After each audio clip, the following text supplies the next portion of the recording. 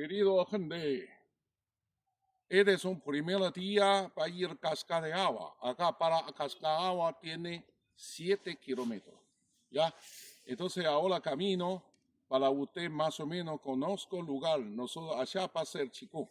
Cuando llega allá, nosotros hacemos chico. Usted veo cómo anda de energía, cómo de paisaje linda de Chile. ¿Ah?